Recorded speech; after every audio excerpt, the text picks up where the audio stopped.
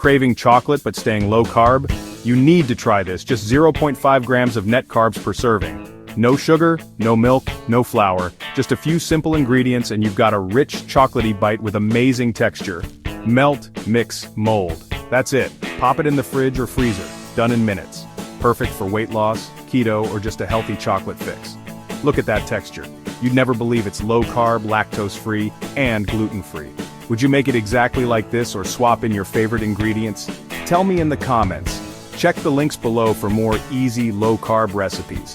And don't forget to like, subscribe, and hit that bell so you never miss a healthy treat. Ingredients: 2 TBSP cocoa powder, 2 TBSP coconut oil, melted, 1 TBSP almond flour, 2 TBSP powdered erythritol to taste, 1/2 TSP vanilla extract, pinch of salt. If you want to try, say yes in the comments below and don't forget to talk to your doctor for any questions.